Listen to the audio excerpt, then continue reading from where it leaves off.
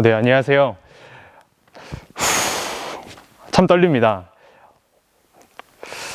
제게 이곳은 마치 최근에 화제가 되었던 그런 에미상 시상식의 선거처럼 정말 그런 마음으로 참 떨리고 이 감정을 뭐라 설명해야 될지 모르겠네요.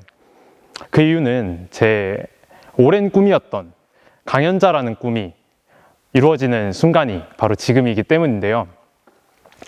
제가 누구냐고요? 저는 지금 대학교 4학년입니다.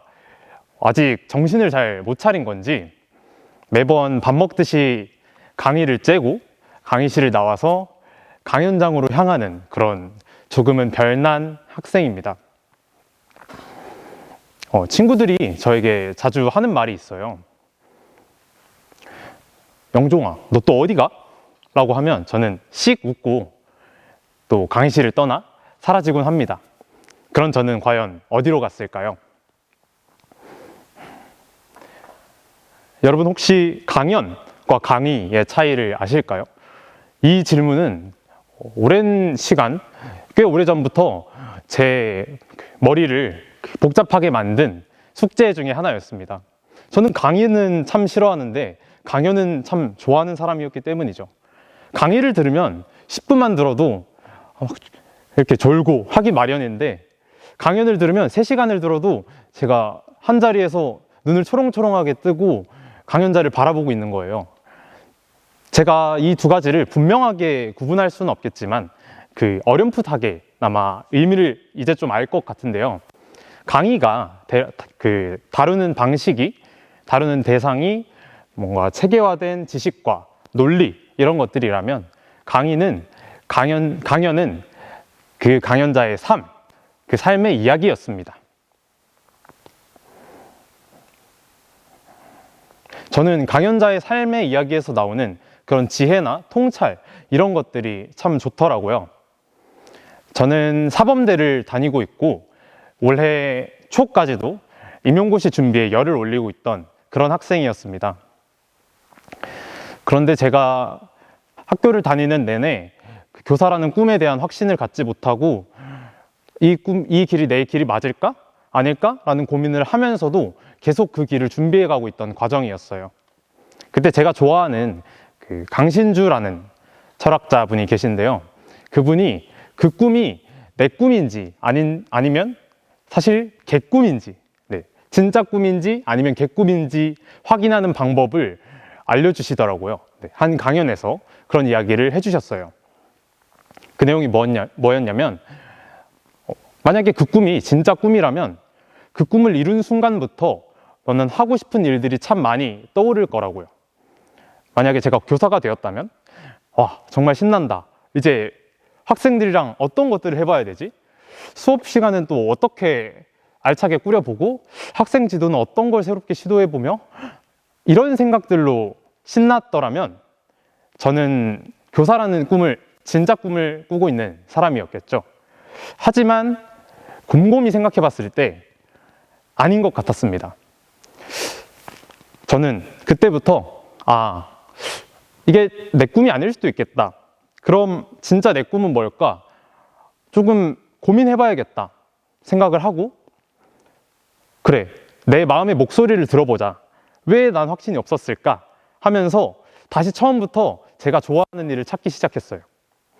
내가 좋아하는 게 뭐였지? 맞아, 나 강연 좋아했었는데? 라는 생각이 들었어요. 그래서 저는 그때부터 강연이 진짜 내가 좋아하는 건지 아닌지 이걸 제대로 확인해 보고 싶어서 열심히 강연을 쫓아보기로 마음먹었습니다. 강연에 대한 짝사랑이라고 할까요? 제가 한 강연장에 가는데 그때 정장을 입고 갔어요. 제가 멋부리고 싶거나 그래서 정장을 입은 건 아니고요.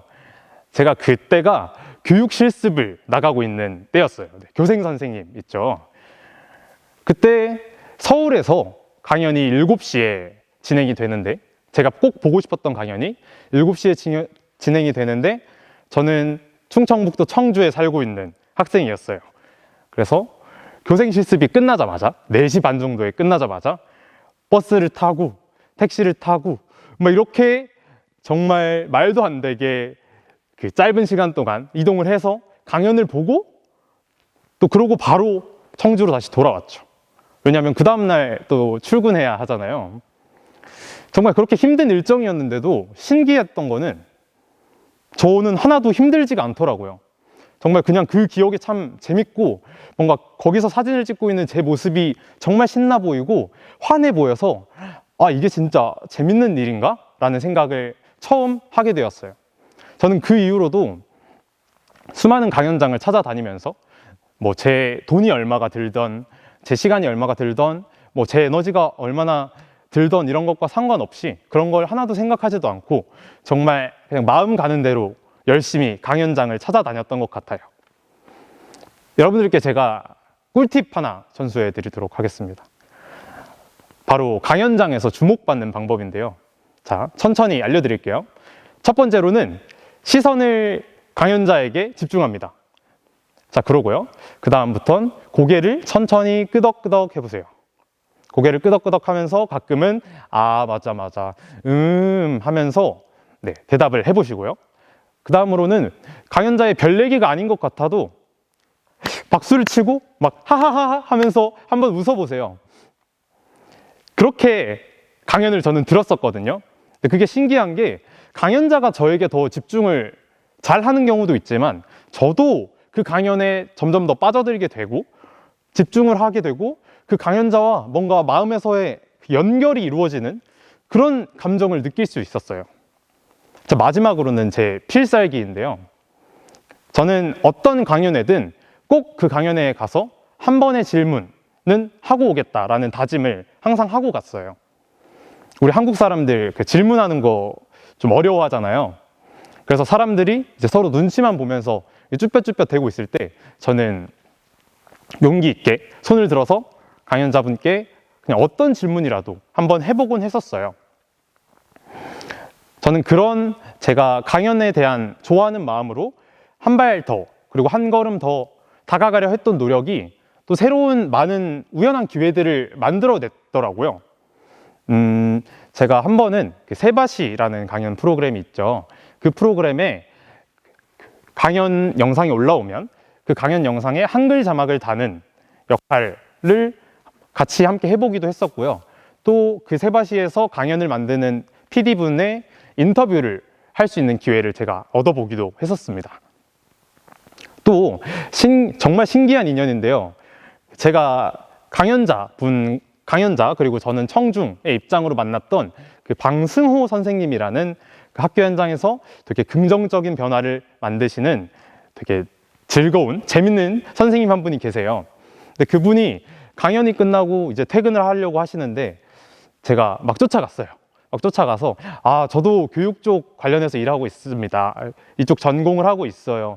오늘 강연 정말 잘 들었습니다. 이렇게 얘기를 걸어봤었는데 그렇게 또 신기하게 인연이 돼서 뭐 연락처를 교환하게 되고 또 한 번은 30분간 영상통화를 하며 뭐 서로 교육에 대한 얘기, 미래에 대한 얘기를 나누는 정말 귀중한 경험을 하기도 했습니다.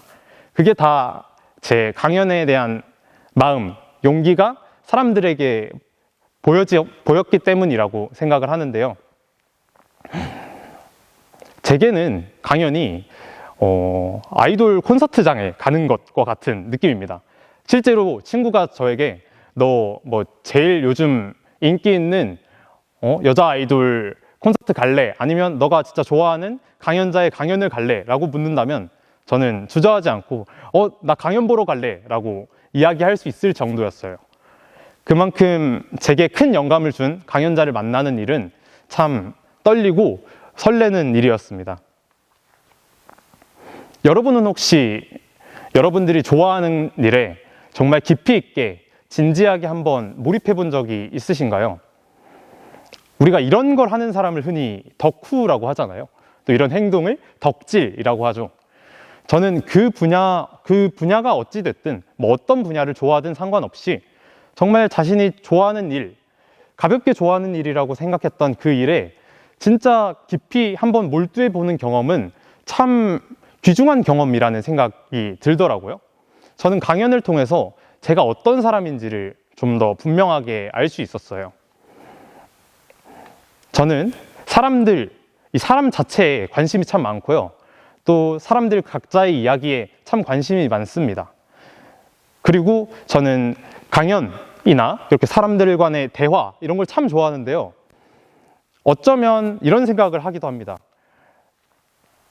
사람들 간의 대화와 연결을 통해서 세상을 조금은 더 긍정적으로 만들 수 있지 않을까?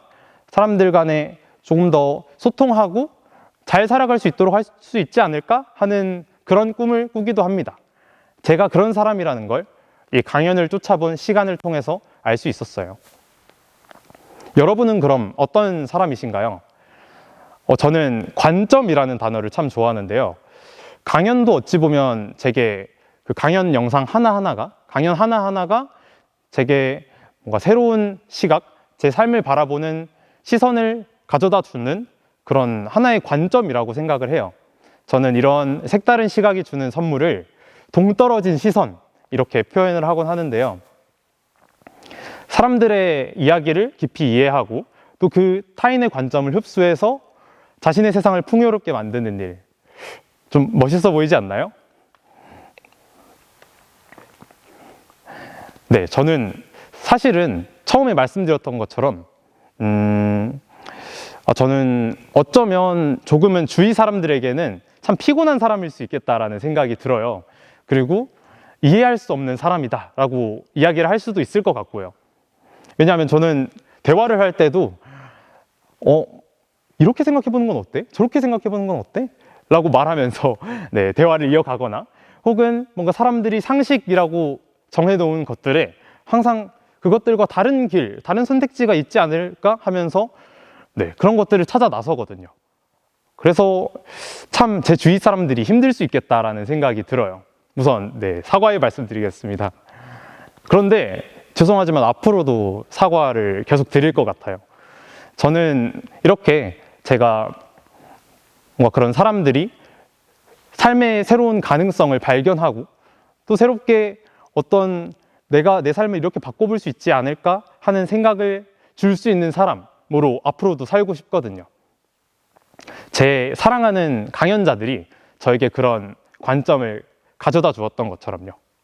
이 사람 뭐 하는 사람이지? 이 사람 근데 좀 색다르게 사네? 이 사람 좀 멋있는데? 이 사람처럼 살아볼까? 그런 생각을 할 수 있는 사람들에게 용기와 희망, 그리고 때로는 위로를 주는 그런 사람이 되고 싶습니다. 저의 사랑하는 강연자들이 제게 그랬던 것처럼요. 이 정도면 그 강연이 제 삶을 바꿨다라고 얘기해도 괜찮지 않을까요? 감사합니다.